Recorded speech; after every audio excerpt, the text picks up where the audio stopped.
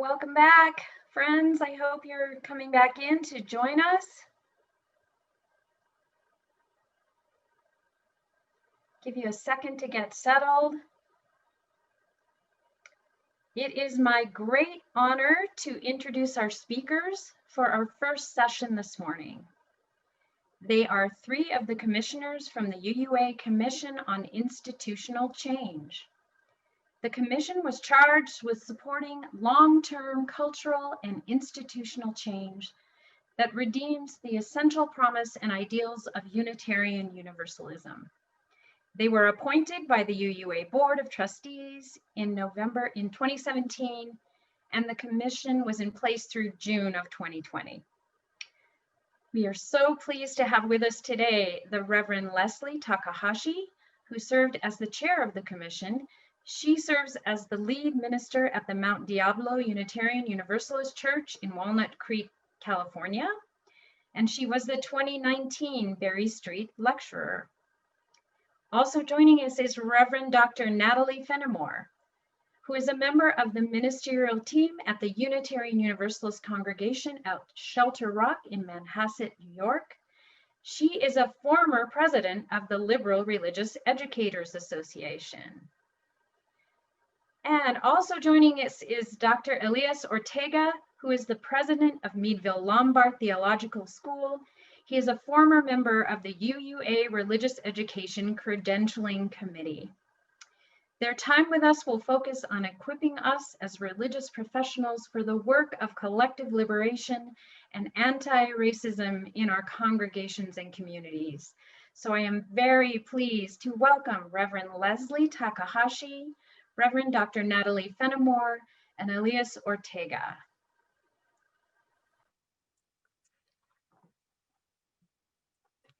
Thank you, Eleanor. It's good to be with you.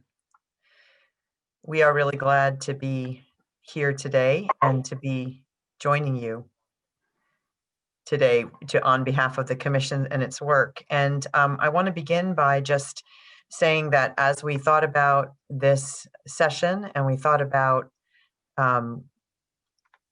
our work together, we did want to be sure that we could speak to everybody specifically who's here for this gathering. It's a great honor for us to be here and to present what is work that we spent many hours on, which is also our collective work.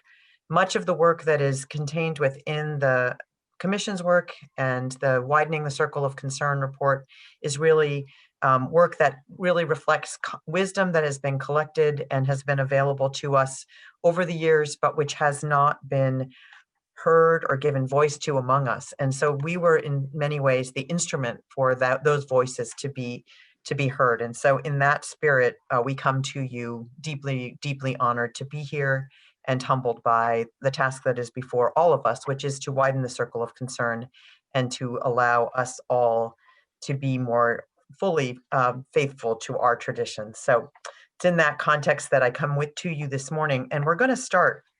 One of the things, before we go to the slides, I'll just say that we recognize it has been an incredibly difficult year for so many of us and so demanding that there are probably people that have already read the Commission's report and a lot of people who haven't, even though their intention is to do that. So what we're going to do is just give you enough framing in our sessions together so that we can bring everyone onto a basic level of understanding and just review for those of you who have taken the time to delve into the materials, and we'll talk about that throughout our sessions, but to really allow us a chance to have kind of a baseline underneath us for each of these sessions.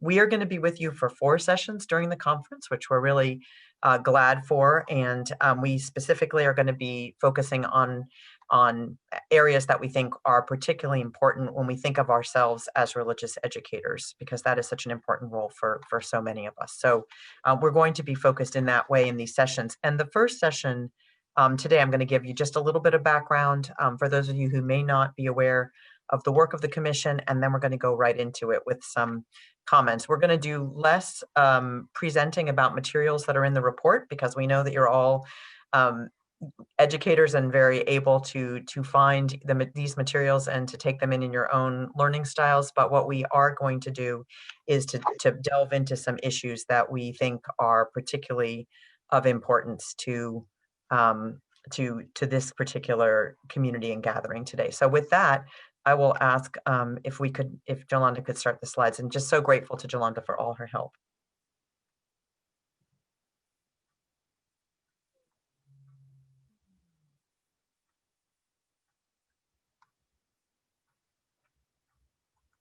And if not, or whoever is starting the slides, oh, there we go, great.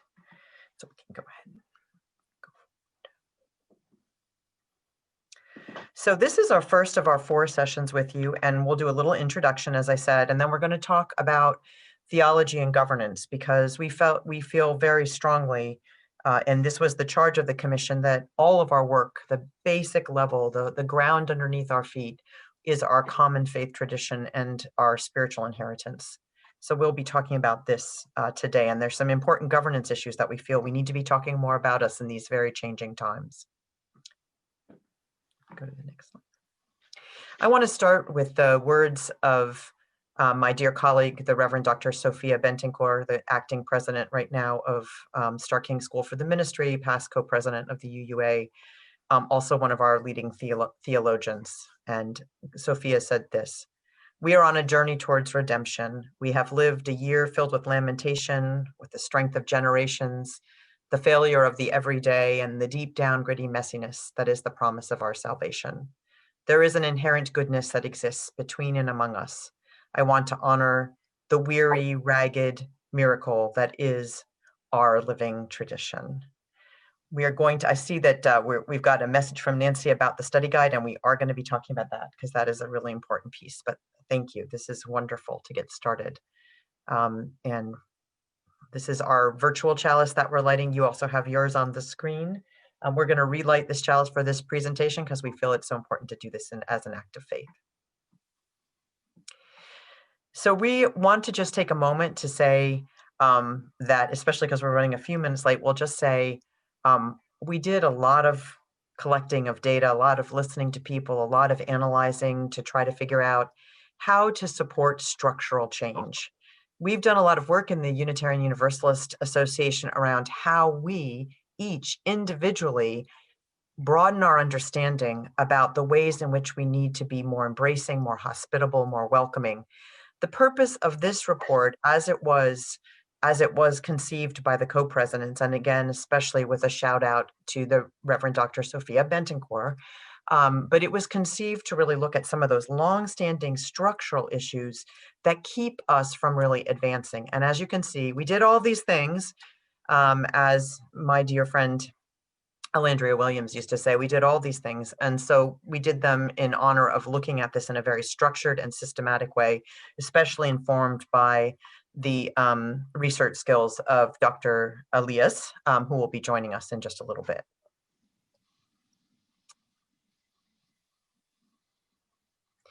So the final report, if you haven't had a chance to look at it, and it looks like this, and it is available free online, as well as in a book copy, a book form. But it has cross-cutting themes. It has areas for systemic change. Many of them are focused on the UUA, which is why it is really important that we have the study guide, because the study guide is particularly translating the report down to community congregational level. And it also says what some of our essentials commitments are, and then it provides different options for truth-telling. It also has within it avatars, and I wanted to lift this up for those of you who do education, who do programming, who do preaching, that these avatars are compilations of stories, not people's individual stories, because we've too often used people's individual stories in ways that have been unaccountable. But these are compilations of the kind of stories we heard over and over again about the ways that our inability to truly honor our values and embrace complexity has harmed people who've come into our doors looking for hope and solace and sanctuary. We have 10 final areas of report recommendations. I'm not going to read them all, but if you scan this list, you will see it is extremely comprehensive. And the reason that that is true is that when we think about a journey to become more diverse, inclusive, and equitable as institutions and as a faith movement, it isn't just one or two levers that we have to push. It is a way of being, it's a new lens over which we have to look at almost everything that we do. And so we picked several areas, these 10 areas that are what we see as the key leveraging areas. And then we have recommendations in each area. And again, the study guide really takes it down more to the congregational and community conversation level. So we are going to be with you, as I said, for 4 sessions. And our first session is this one, which will talk about more in a minute. We're going to concentrate later today on educating for liberation. We're going to talk about innovation and living our values tomorrow. And then on Friday, we'll have a session where we talk about bringing this all home and what you can do to bring this all home. For today, we're going to be talking this morning, or this afternoon for you all. I'm on the West Coast, so it's morning for me. We're going to, this morning, we're going to be talking specifically about how to widen the circle, how we're educating about theology, how to educate about polity, and how we're grounding. And I'm going to actually talk about the Happy Valley lesson in 2 parts, part today, this morning, and then part again this afternoon. And we're going to have a chance every one of these sessions for you to be in dialogue around some key questions, trying to integrate this and bring this into your own frame of experience. And then we'll come back and end each day with a chance for open chat conversation, picking up themes that you want to explore further and questions that you want to ask. So that's the basic plan. I just realized I'm gesturing with my hands in an unhelpful way, John. I'll stop that. Okay, so first we're going to start with, we can take the slides down and just this, we're going to start with Natalie Fenimore and her reflection on why we should do this work together. Right. Well, I want to thank everyone for inviting me to speak at Laredo. I am missing seeing many of my friends and colleagues. It's been an interesting year of not being together. I want to sort of reflect a little bit on my journey as a religious educator. I've been, for the last 22 years, doing religious education as a religious education director, as a parish minister, as a minister for lifespan religious education. So I want to ask this question. Why should religious educators and Laredo members engage with the report from the UUA Commission on Institutional Change? Why should you read Widening the Circle and interact with its recommendations? Because you are busy people with a lot of things to do. So I want to give you an answer to that question. I think you should do it because the work of religious educators is central to Unitarian Universalism. It shapes the present, it interprets the future, and it points to the possibilities. It lets us know what our past is and the direction in which we hope to go. Through story, imagery, movement, music, worship, and study, religious educators join with congregational lay leaders, with staff, with ordained ministers, with musicians, with membership directors, with administrators in shaping a Unitarian Universalist community that is capable of living into its principles, that is capable of realizing our mission, our goals, our values. As we all know, it's long been noted that our congregation's religious education communities are often the most diverse populations in our congregations and communities. So religious educators have long been widening the circle to include the diversity which they encounter and to answer the questions about diversity, inclusion, justice, and equity that they get asked by children, youth, and families. Religious education professionals are also personally involved in our association's call to dismantle white supremacy culture, not only by creating things like the white supremacy teach-ins, but religious educators themselves want to be a part of a culture that is not toxic for them. Religious educators, and especially those who are Black, Indigenous, people of color, or with an identity that's marginalized in the dominant culture, want to work in an environment where they are respected without discrimination, without stereotyping. They want to close the gap between what they teach and what they experience. They want to make the Unitarian Universalism, which they hope to make into being, come into being. It matters what religious educators do, what we emphasize, model, support, and encourage, because that is what can help to make the beloved community possible. As the Reverend Dr. Mark Morrison Reed asked in his 2014 FOS lecture, what did UUs teach children in the 1940s and 1950s that led them to join the civil rights movement in the 1960s? What religious educators did then, what they taught then, changed minds and hearts and prepared Unitarian Universalists to move out into the world to make justice. And isn't that our calling today?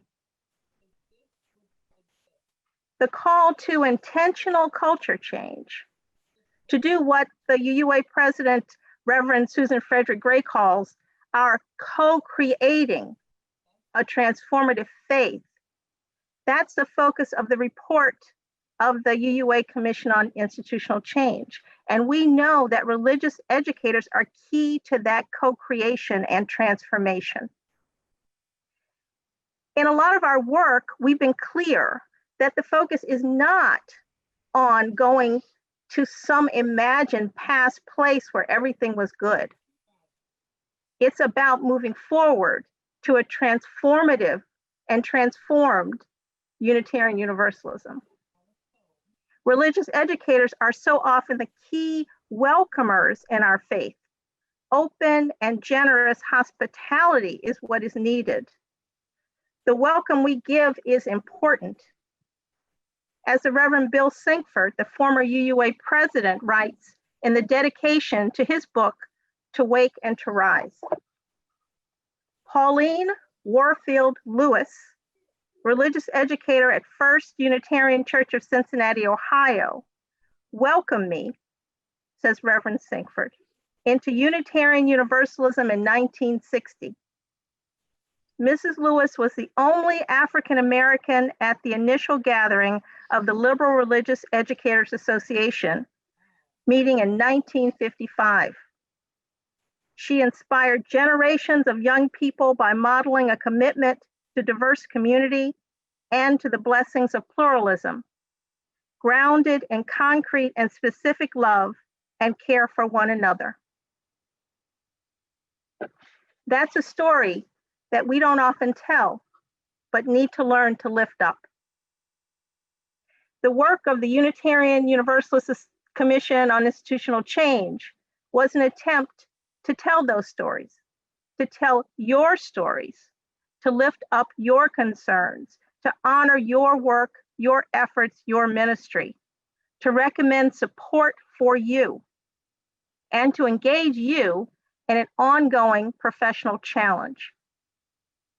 It's not necessary to agree with this report in every detail. We are not asking you to swallow it whole. Indeed, what we are asking is for reflection, interaction, and creative response. Don't put it on the shelf. We ask that you commit to this ministry of bringing wholeness to our faith tradition and make it central to the ministry of religious education and a lifelong journey.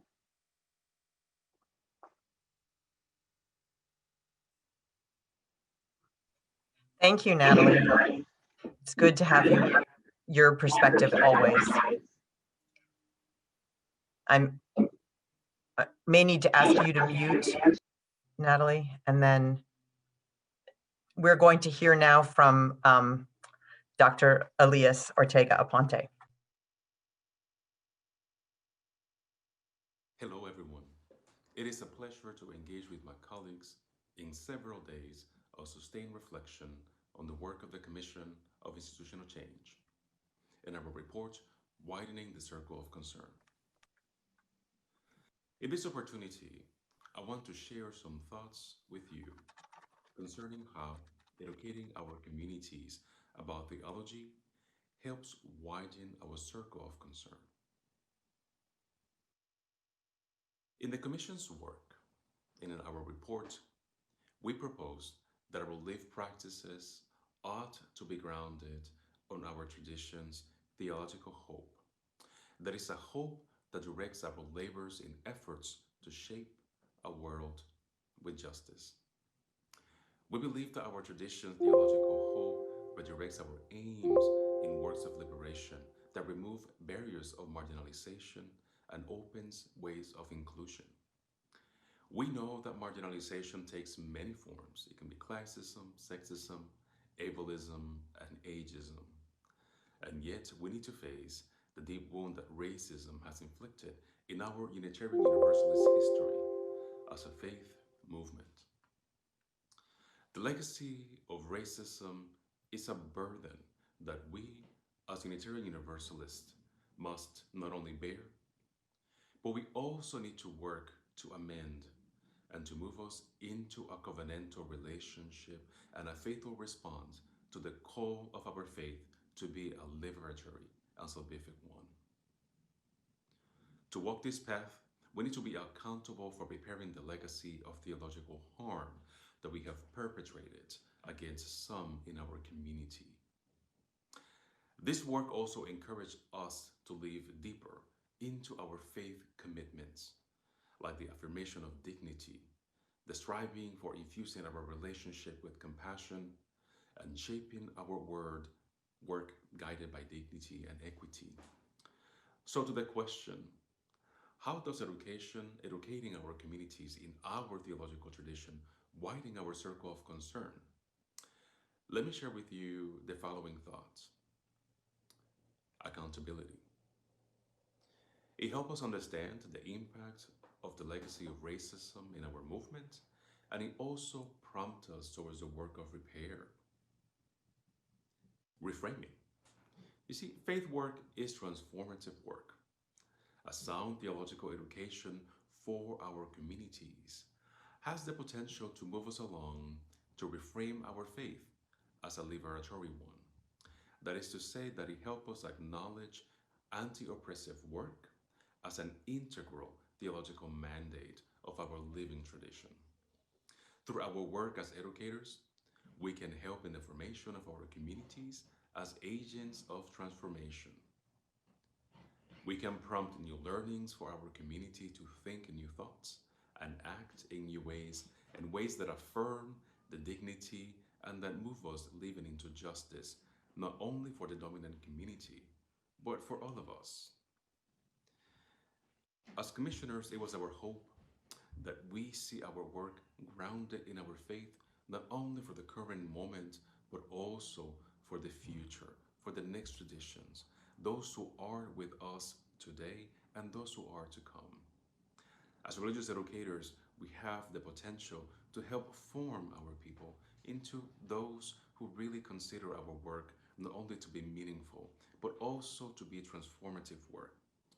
That is to say that we believe that the power of our living tradition is not only for today, for our comfort, and to make us be happy in our social clubs, but to help us see and take account for the responsibility that we have for members in our community to encourage them to be better, to do better, to encourage us to use our privilege and our positions to create a more just and equitable world.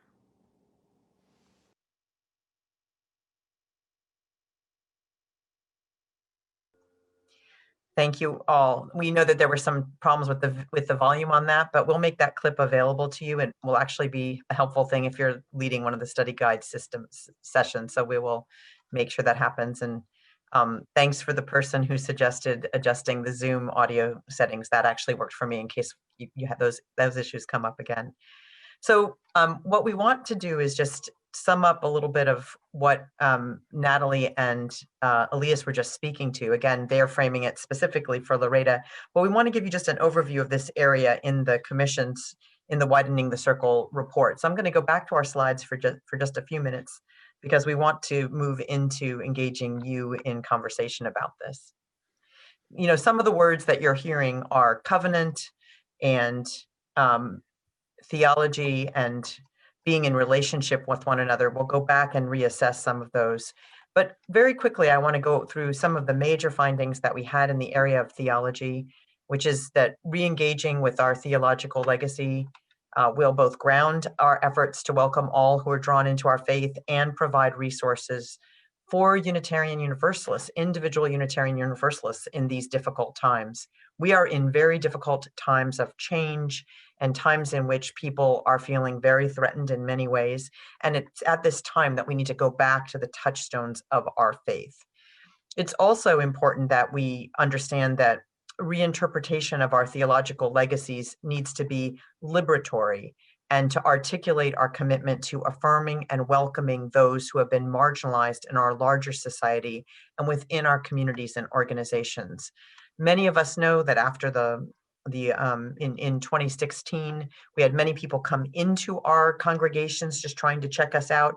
Many of them didn't stay. And this is one of the things we need to look at is why is it that when people come in attracted by what we believe, they don't always feel welcome among us?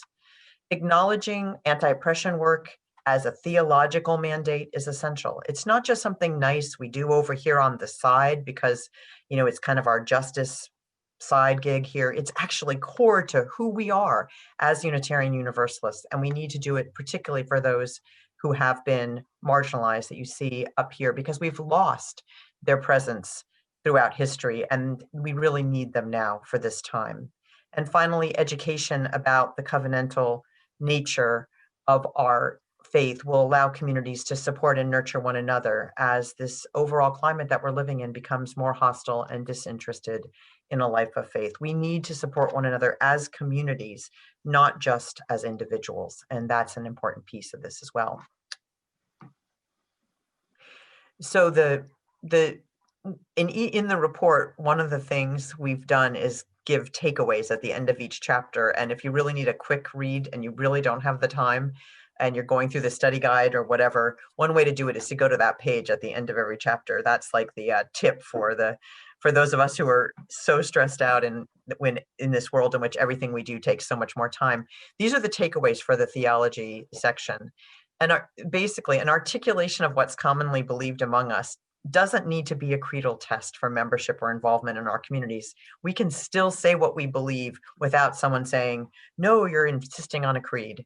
Too many Unitarian Universalists don't even know what saving and liberatory truths can be found within their faith tradition because we haven't had conversations, the rich, meaty conversations about these. I'm suddenly realizing that's not a vegan inclusive metaphor, so I apologize for that. But we have not had the rich and nuanced conversations that we need to have about what is in our theological heritage and how that can hold us right now. We need to put a greater emphasis on what it means to be bound to one another in this interdependent web as communities and as individuals, and less emphasis on individualism at all cost or hearing the lone individual dissenting voice, because that is in keeping with our covenantal tradition, and a greater emphasis on the theological basis for our work for diversity, inclusion, and equity, which will help us make decisions about what we need to be doing now for these times. So that is our work in the theological grounding that we are saying in this report. And because we really want to give you some time to engage with this, I'm going to ask that we advance to the slide that has the questions for this small group. You can also see the summation of the, actually, if we could go back one slide, I would appreciate that for just a moment. Oh, sorry, two. Thanks. One more back, one more forward. Thank you. My fault. One thing I know that there, oh, okay. It doesn't want to leave us on that one. This one we'll talk about at the next session. But basically, before we go into the groups, what I will say about this, two things I'll say quickly. One is that we learned that that it's important for us to be able to make change, especially large scale, systematic, long-term change. We have to have a sense of where we're going. And we need to have a chance to talk with one another. We need to have a chance to talk about our fears, our hopes together. We also need to have a vision of where we're going and an accounting for where we've been. So a mapping of both where we want to go and an accounting for where we've been. So one of the reasons we really want to prioritize chances for you to talk together is that it's really important for you to have an opportunity to be with one another as colleagues as we undertake this work together. And we had the chance to do that as part of the commission process, to bring together people who've been thinking about these issues for decades and collectively centuries, and to bring all that wisdom into the room. And we know that in this gathering, among the 250-ish of you, 232 right now of you, there is that kind of wisdom. So that's why gathering and conversation is so important. So let's go to the next slide if we can. Thank you. So here are the questions that we are asking you to think about in your first breakout. And it's about that sense of where we're going. There's a lot of ways we can get stuck in the barriers of all the things that make it hard for us to be more diverse and equitable and inclusive. But what we want you to think about a little bit is, what is it in a perfect world? What conversations would your community be having about theology or about polity in that world? What do you see as the critical levers in this section of the Commission's report in your context? What are the resources you already use, and what are the barriers? So, but if we only have time, because our groups are a little, maybe a little bit large for all these questions, this first question is the one that we really invite you into. What conversations would your community be having specifically about theology? We'll work polity back in, but what conversations would your community be having about theology? So that's what we're going to ask you to take some time to engage with together. And we've got till about the the half past the hour. I'm trying to do this across time zones to do that. Then we're going to come back in and we'll talk about a few other things. But if we could get you to have a conversation about this, that would be really important in small groups. And I'll turn it over to someone else to talk about how the small groups are going to work. So welcome back, everyone. We'll go to the next slide. Allow us to believe anything, nor does it allow our congregations to do anything. We are not only independent and free, we're also connected, interconnected, and responsible to one another. So, in our association, we believe that certain issues are important, that justice, equity, that those are important mandates for us. And so congregational polity does not take an individual congregation apart from that conversation. Right? Our congregations are in relationship. They're accountable to each other and should be in conversation in order to reach consensus on what the mission of Unitarian Universalism is and how to support that mission when that mission is diversity, inclusion, and equity.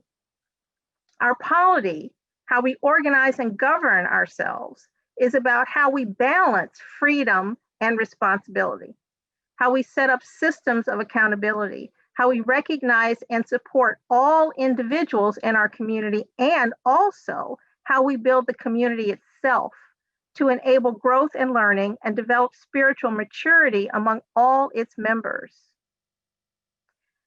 We are committed to more than just having individual freedom. Having a just community is not incompatible or in contradiction to congregational polity, because without full inclusion, equal access, and full participation, congregational polity does not work. So while at the local and regional level, our structures can be so informal, so behind closed doors, that people can't participate fully. So it's important for us to talk about the ways in which we, as religious educators, give people the ability to understand our system, to be a full functioning member of our congregations. And not to say that because we are individuals with individual freedom, we don't have any responsibility for the whole, because as individuals, we make the whole. Thank you, Natalie. So we're going to go to questions and comments, and we're going to use the chat. So if there's something that came up in your small group that you'd like to lift up for other folks, please just go ahead and start typing away, and don't follow my example, because I earlier was typing away the questions for you all so you'd have them and was not muted, but it's better if you're muted when you're typing, so that is always good. But if we want to lift that up, and it is so important for us to recognize that relationship between, as someone wrote in the chat while Natalie was speaking, free and responsible, because we too often, as was said, do free well and don't do responsible as well. And in this time in which people are coming into our congregations deeply in need of sanctuary and solace, what they're not coming into is a food fight about, a word on a statement or something that some argument that we're having about some minor point of governance. They really are looking for that deep and sustaining sense of faith. So our ability to understand and nurture that sense of covenant is so important to us all. So that's an important piece. So we want to give folks a chance to ask questions, and and make comments. And while you're doing that and putting things out, something that you heard in your conversation, in your breakout, that I will mention that we cannot overestimate the importance of another aspect of this, and that is just that all of this really comes down to some basic hospitality skills that sometimes we are just painfully lacking at in our congregations. And I think especially, and I understand that religious educators work with an entire lifespan. And I also think sometimes when our very stressed families come in, we are not hospitable to where they are and what they are going through. And so I think it's really important that we think about all these different aspects of hospitality, as I heard some of when I was jumping around from the different breakout groups. So there are some questions that are showing up. So how do we approach this deep work when people are so in need of surviving, finding food, managing life, et cetera? So we will make we'll show some other conversations that we've had around this. One of the things that happened as we were finishing up this work was that, of course, we were sheltering in place as we were writing this report, and we were also able to be on a number of sessions of The View, the Church of the Larger Fellowship's weekly videocast show. And this question was one that we devoted an entire show to. So we will at some point find the link to that. Maybe Christina or Aisha can help me find that link at some point. But the question came up that actually, as we're in these times of stress, it's even more important that the people who do find their way into us do actually have a sense of what that we are committed to these values. Because as we know, the pandemic is not, though it affects everybody, it is not affecting everybody equally. And it is important for us to understand that as people come into our communities and as we choose as communities how we're going to use our resources, what we're going to focus on, where we're going to be of assistance to the larger community, it's important for us to have this frame as we're going through. And that is a really good question. Natalie, would you add anything to that?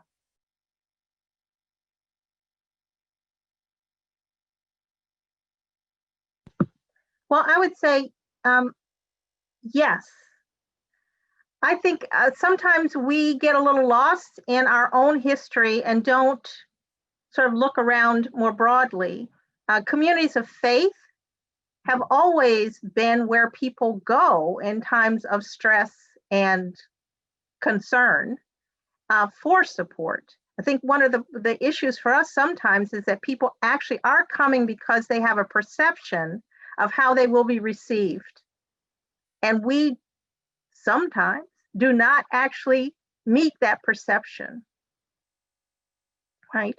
We are not always set up to be the place of welcome and hospitality, to be the refuge, to be the sanctuary. And I think we have to think about that, our ability to do that. So I'm scanning the chat, and I'm seeing a couple of comments on your most recent comments, Natalie, about polity. And there's one that says, I think, that we often mistake polity for theology, right? Which is very important. The other question that I really want to have you address is, how do we teach about polity to a congregation that doesn't really seem to care that much about what denominational politics, or more bluntly, how do we make polity sexy? So that's the question. Right. I want to ask Okay. you. I do think that for me, polity and theology are linked. The reason why we allow everybody to vote is because we actually value everyone, right? If you want to use traditional religious language, because we are all children of God, we are all part of the Creator, we're all necessary in order to make things work. So I think, telling people, oh, you can be a member and that means you can vote on the budget is not sexy. You can come to an endless arguing congregational meeting is not sexy. So yes, in order to make it more something that people are more invested in, I think we have to be more foundational about what it's about. That it's about being able to look people to see people, to perceive people, to reflect on people's worth as our first principle does, that, and our last on people's interconnections. So I think that finding a way to talk about it in those terms, how we are doing this together, is important. But I know it is hard because we also have a structure where we can be very bureaucratic, very legalistic, Robert's rules, blah, blah, blah, so that can be very hard. I think we have to, one of the things the commission has said, revisit how we're doing what we're doing and why we're doing it. And is it welcoming? Is it hospitable? Is it bringing people in, or is it pushing people away? And are we doing that by accident, or are we doing that on purpose? Right? Are we trying to just maintain a small core of people who know what's going on and who are in charge, or not? And if we can have that conversation and be clear about that reasoning, then we could figure our way out of it. But so often, we don't want to have the conversation about the reasons why we continue to do things the way we do them. Yeah, so someone also made a comment about that, and the polity being the kind of the how we do it, and the theology being kind of the why we do it. And I think one of the things that there's a comment in the chat that says that we can talk about almost anything in our UU congregations except what we believe, right? That has actually become kind of our norm because we're afraid of conflict. And this is something that we, I think, have to change. I typed a little message in there at some point that was some of the things that one of the themes we talked about was that we need to be able to become faith positive congregations, right? Faith positive congregations means that we need to be able to talk about what we actually do believe, even if we don't all believe the same thing, but we believe within within a certain heritage, right? That is an important heritage. And how are we giving people access to that? Because when we do give people access to that in, as someone said earlier in the chat, non-academic gatekeeping, not gatekeeped, but just in real language, people find it incredibly empowering. Like we're giving them this touchstone that they really need in this time. So, how are we teaching right now for that? And how are we inviting our congregations into this, not only for their own self, but because we as an association at this last General Assembly launched the Article 2 process, where we're going to be looking again, as we do periodically in our living tradition, at what is commonly believed among us. So we're going to be having that conversation about, are the purposes and principles the best current contemporary standard for what we believe? And if they aren't, what would be a different statement? And in order to prepare our membership to be part of that, we need to be and I'm saying membership, not meaning just members, but members and friends, those that participate among us, we need to be having those conversations in our communities. And even in this time, I'm finding that people are, in fact, especially in this time, I'm finding people are eager to have that because they need that touchstone about what to believe. How does this pertain to the work of equity, diversity, and inclusion? People who come from groups that we don't naturally welcome and who actually do the hard work of staying among us despite aggressions and insults that can happen on a fairly regular basis, they stay because there's resonance with the beliefs. That's the piece that they actually come for. They don't necessarily come for the social club aspect of it because that part might be the part that's really a lot of work. So that's an important thing for us to keep in mind, that by focusing on our theology, we bring in the people who so need a salvific faith like ours that says that all are valued. And many of them are the people who are marginalized in other parts of our society, who then find us and are heartbroken when we can't welcome them in. So, yeah. uh, Can I go say ahead. one thing, Leslie? I saw about coming of age. I think that I've seen some transition over the last decades where our youth are now doing their credo statements, their I believe statements more positively because they were being led, I think, by many of their guides in the coming of age process to talk about what they were not. I don't believe this, I don't believe that. I think we're seeing that transition. And I'm hoping that that goes into the way adults, our Unitarian Universalist adults, also talk about their faith to be more faith positive. So I know that we have people who are scanning the chat, and you all should unmute and throw things in at any point. We will be glad to respond to them, but there's so much richness. We're just picking stuff out ourselves, but feel free if you're seeing a theme we're not picking up. But I wanted to read this. Sometimes people are not aware of the reasons they want to avoid change, like keeping the group small, et cetera. It's hard to discuss reasons you're not aware, right? And it's just like we talk about implicit bias, right? When we talk about personal work around understanding difference. So personal bias, when we raise it to our awareness, we have that uncomfortable moment where we're like, oh, yeah, I really am very prone to using ableist metaphors in my presentations. And wow, I really have to work on that. And then you go through that uncomfortable time where you're like, okay, I'm really doing that and I just did it again and I recognized it, but I didn't recognize it before I did it again, so you're in that weird space. So the same thing is true around systemic change, that when we're going through a period of systemic change, we can sometimes see what it is we're not doing the way that we want to do in concert with our goals, but we're not quite there yet, right? So we're still going to do it. But when we start to ask people to base things in their shared beliefs, in our covenant, in our commitment to interdependence, which, as one thing that Natalie has helped me really understand over these years, is that in a way that's really what our polity is about, right? It's a lived experience of our interdependence. So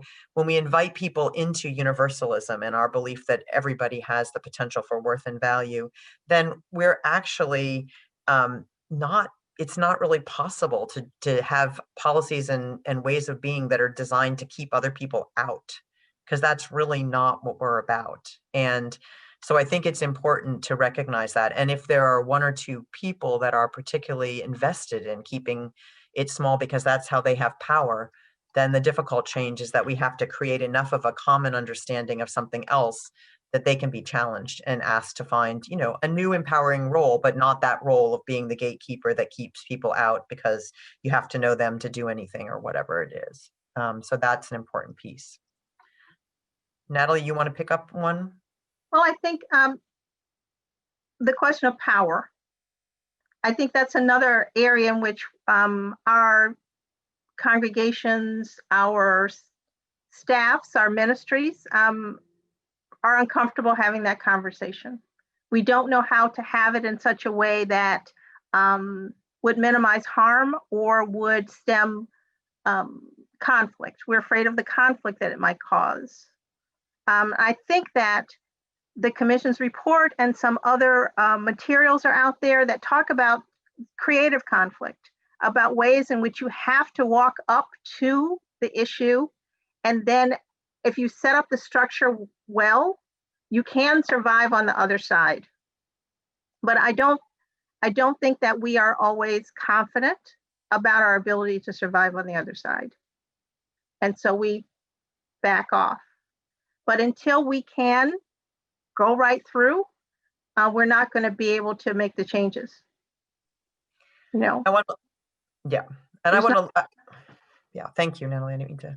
I want to lift up that there's a lot of great resources that are being named, specific programs that people have had success with, because we know the one thing that in this time that we're living in, like the amount of time to plan anything is like this much, or it's negative, right? So lots of great ideas in the chat about specific things that people have tried.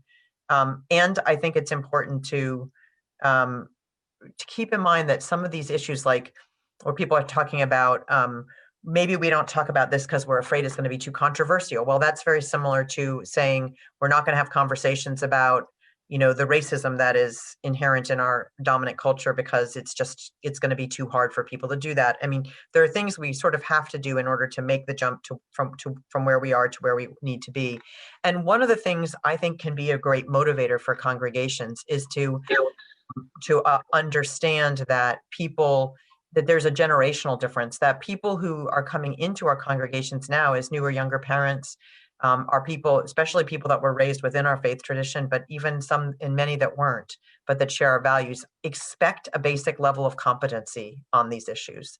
And they come in because they want to talk about faith. It's not the same thing as the people who are maybe the founders of the fellowship movement congregation that you're serving or whatever. So, you know, there is a big generational shift. And if we're going to continue to remain relevant in a world in which, you know, in our nation, the decline of religion is precipitous, right? Especially now. And I know I jumped into one congregation one small group at the last break out that was talking about just how hard it is to get families to even see that religious education should be on a list of things to make their kids do in this strange world we're living in. So I think that these are all really important things to recognize as we are going through that. It's not just, you know, unfortunately too often the gatekeepers, the people that want to set the agenda do come out of a very different paradigm. And that's important as well. I think Elias has joined us. If that's true, Elias, maybe you could come say hello. Okay, hello everyone. Apologize for the long delay. I've been running from one meeting to the next to this point, but I will be with you in this session and the next session. Yay, there you are. Wonderful. Good to see you. Thanks to the new Zoom where we can pin or spotlight multiple people, which they just gave us that little, which is good to know. So Elias, we're going through some of the questions in the chat, and then we'll know that you'll just jump in, and we'd love to hear your voice on some of those as well. So I think that it is important to recognize the desire that people have to be to do that as well, and to look at that piece. Elias, one of the things that you talked about in your piece was covenant, and I wonder if you could talk a little bit specifically as an educator, because you are, you know, that is how you often introduce yourself, right? So as an educator, what you would like to see us doing in the area of covenant. Well, you know, I think to start, and I don't mean this to be flippant, but the only way that I have come to say it recently is really to take our faith seriously, right? That our faith have something to offer to our movement, to our communities, and to the larger communities with whom we are in relationship. So I think far too often we understand covenants just being pertaining to the relationship that we have to one another. But I wonder whether we need to expand that to actually to gain a deeper understanding that we also have a covenant to our faith as a living tradition. And what does that look like, right? To be accountable not only to those that we choose to be in intentional community, right, within our own zip code, but to the larger faith movement, right, to the aspirations of the tradition, and what are the actions that commit us to do. As an educator, for me, and thinking particularly about religious education, Maria Harris have really shaped my understanding of of formation, right? And particularly in thinking on our actions as a living curriculum that we put in work to fashion us to be a certain kind of people. And I think as a community of faith, we are really good about arguing with one another about the things that we like and we don't like, the things that make us comfortable or not. But I don't think we are as intentional as we can be into shaping ourselves, right, as a faith community. And what does that entail, right? And I think, for example, in terms of religious trauma, right, what are the ways that our communities really operate in ways that we can heal and provide folks to heal from religious trauma, right, in order for us to be able to grow, right?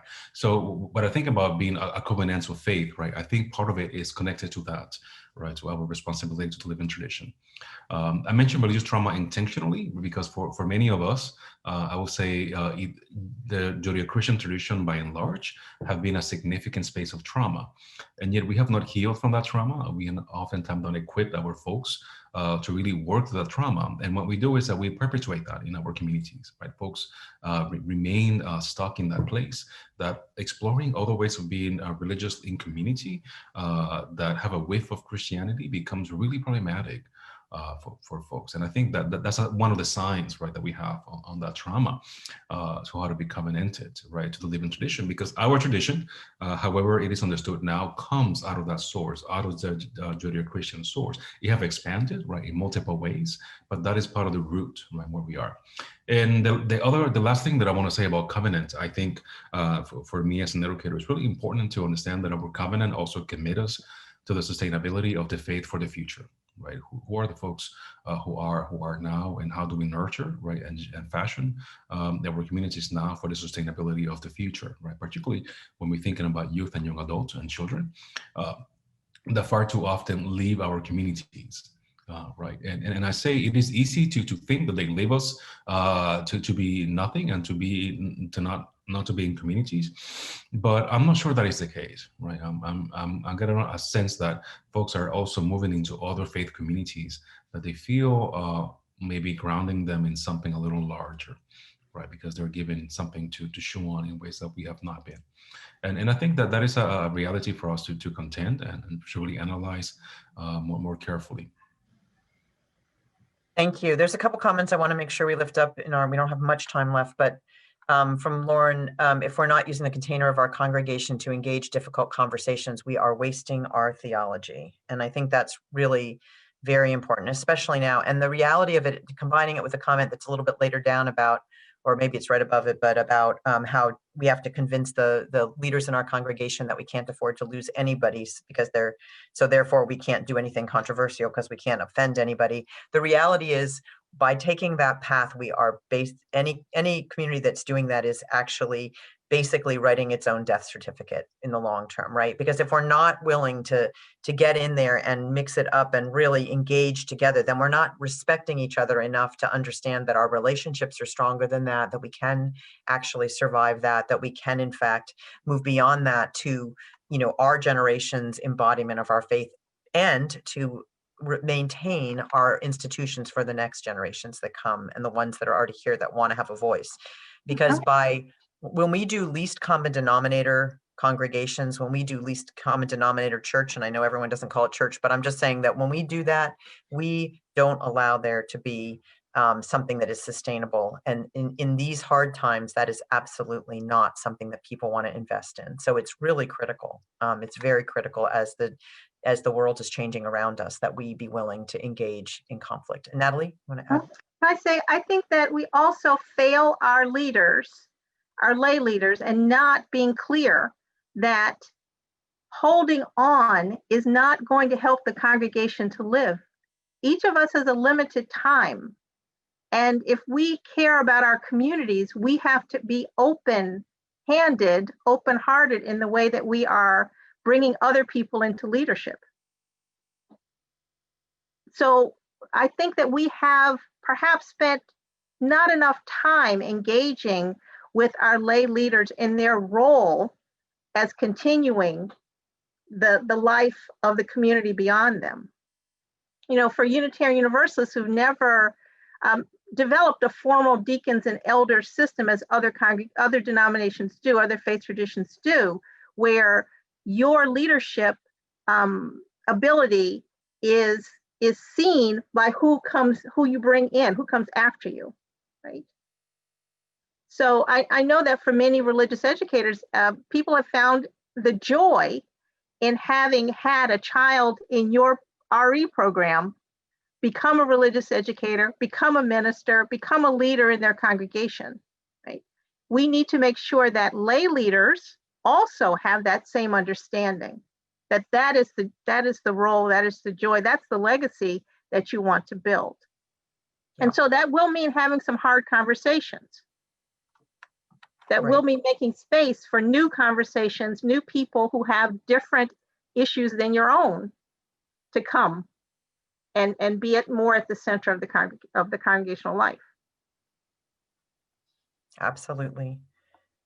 So we are at time for this session one of 4. We will be back. If you had questions that didn't get answered, to be continued.